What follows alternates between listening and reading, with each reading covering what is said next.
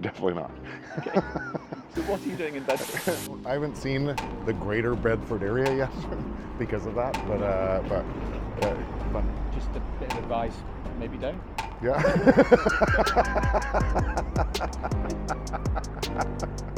And I mean that where, Somebody who has. Jeff, welcome to Bedford. Thank you. It's your second time here though, right? First time here. First, is it really? Yeah. Yesterday was my first time. Second day here. Second day, okay. How far did you travel to get to Bedford? I was in Italy last week or the week before, back home to Vancouver, and then Bedford now. I've been on a time zone swapping. Just getting back on a time zone and then back on to a new time zone. Have you heard of Bedford before Bitcoin? Before Bitcoin, no. I hadn't heard of Bedford until Peter McCormick bought the team. And when he bought the team, were you like, I must go? No. Definitely not. Okay. So what are you doing in Bedford? Because Pete called and said, "Want to come to Bedford?" And we won the championship as we're moving up. And I thought it'd be a hoot to come here, have some beers with some friends, and watch the final game.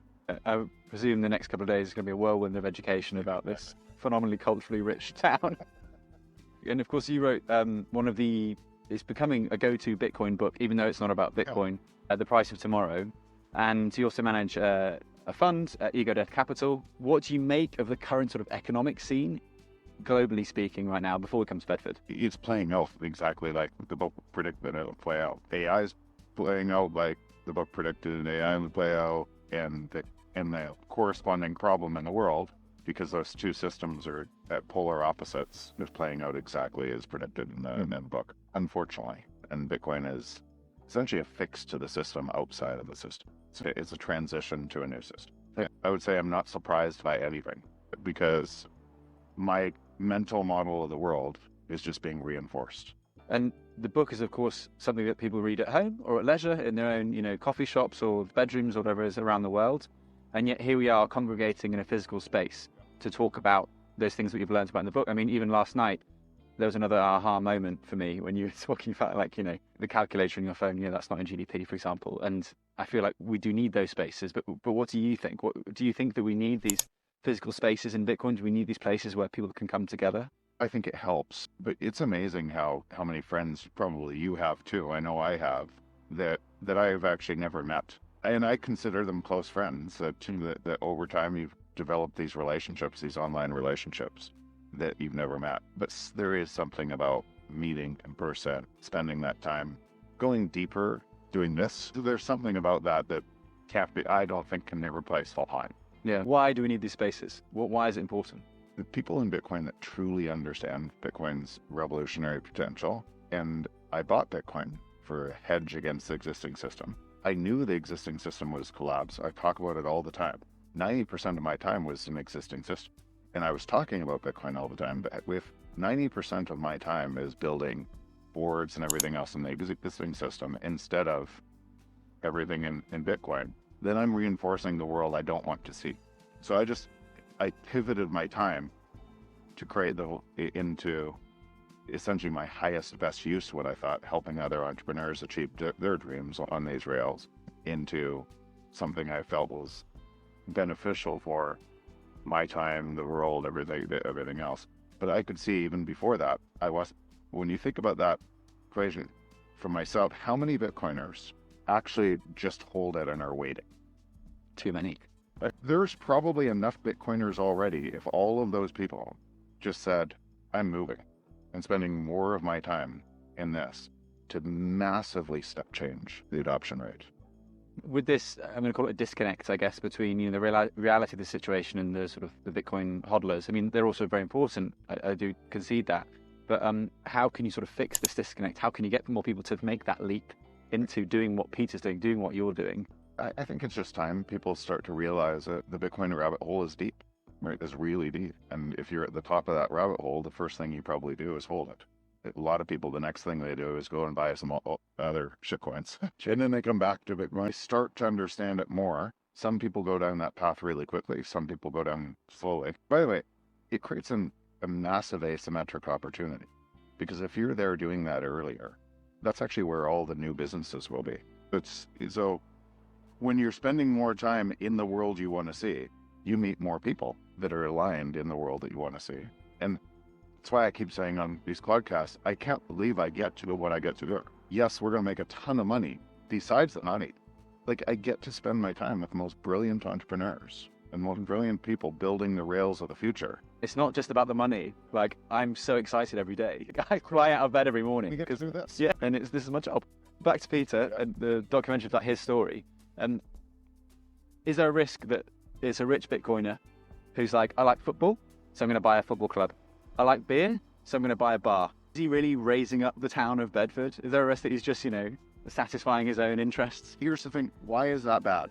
There's nothing wrong with that. Through his interests, he infects others so other people that like football and other people that want to follow his interests to take this to a championship, Premier League, everything else, now have an expression that they can join the ride and be part of it. Why is anybody's idea for what they want to do bad? That's actually how we create all of the future. If people have ideas that they want to create and even move that direction. And more importantly, Peter knows, how Bitcoin is a critical piece in the puzzle of a phase transition that society is going through. So he's going to do that and create he's early in doing that. He's going to create potentially a lot of wealth in doing that and create a ride, but he's also going to bring a whole bunch more attention to Bitcoin. So the byproduct of everything he's doing is actually making Bitcoin stronger. He's using this vehicle to be able to advance a whole bunch of other stuff, which is really cool. Yeah. Those types of moments where you have something super unexpected or crazy or actually challenging or anything else are the stories you talk about forever. They live on forever. You come to this tiny Bedford, and who knows, maybe it makes it all the way. And you were part of that story and you'd talk about those stuff. It's kind of the magic of life. Does it remind you a little bit of El Zonte? This tiny little surfer town in El Salvador? Yeah, I would say this is a bigger town. One thing about network effects of people coordinating on Bitcoin, you need high density in a local region. Yep. Right? And you know that, you've seen that in some of these other, so high density in a local region. So you wouldn't see in here everybody accepting Bitcoin or everybody knowing what Bitcoin is.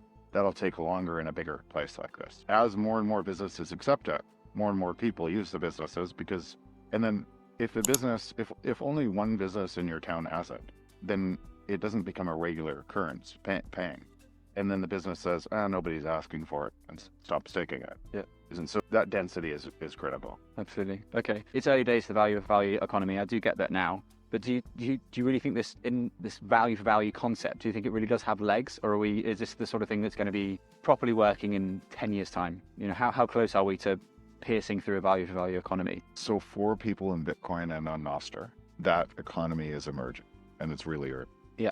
For people that aren't in that world, they wouldn't see what we're talking about, right? So it's emerging quickly from a zero base, but that is going to be the future. And it's going to take over the existing system. But the existing system, if you're measuring from the existing system and you don't know what we're talking about in value for value, then you won't see it for a long time. I'm trying to tell the story of Bedford through Peter's sort of eyes and this idea that, Bitcoin does give you the power to raise up forgotten places of the world, like El Zonte, like Bedford. Yeah. What's been the thing that's, I guess, most surprised you about the Bedford experience so far? That I stayed up till 4 a.m. last night and then had a podcast with Peter at 8:30 or something. It's a Bedford nightlife. Must be something, right? Exactly.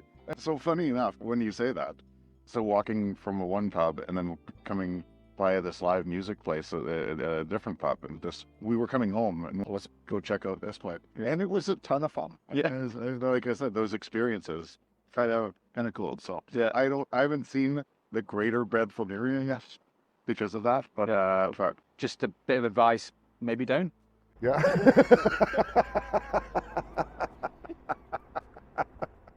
And I mean that from somebody who has.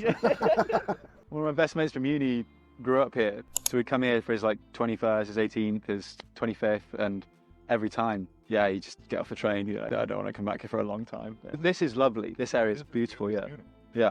And I went into the subdivision Peter's in where he's bought a house. It's beautiful. Yeah. And by the way, but all places start out as nothing. And an economic growth like what Bitcoin could do here and drive attention and more people, it emerges. A bunch of other businesses flock into there and it creates something that would look different, just like El Zonte looks different than it probably did 10 years ago. Oh yeah, for sure.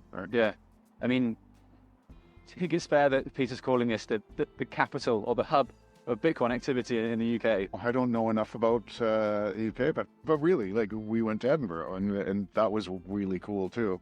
But there's all these pockets, and those pockets, I would say, when I think about Bitcoin, it potentially is one of the largest countries today. It's digital in nature, and it's spread out everywhere. So those Bitcoiners are very connected, and they actually have massive purchasing power that, if they started to shift it, would shift the balance of power to Bitcoin really quickly. But that it's so distributed that it hasn't built really strong network effects local. And so that local connection and some of those network effects is happening. And it's early in that because for a long time, all you could do with Bitcoin is hold it.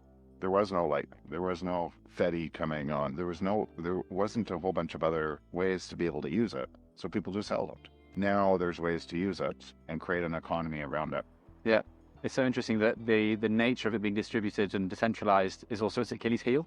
Because the network effect is so growing on the base layer, and the network effect is growing super fast on Lightning, but it's spread, it is distributed. Yep.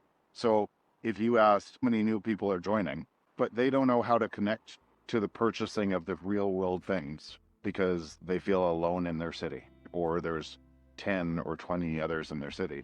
And so things like Peter's doing here now connects up, and more people can say, oh, I'm going to be in London, I'm going up to Bedford for a day.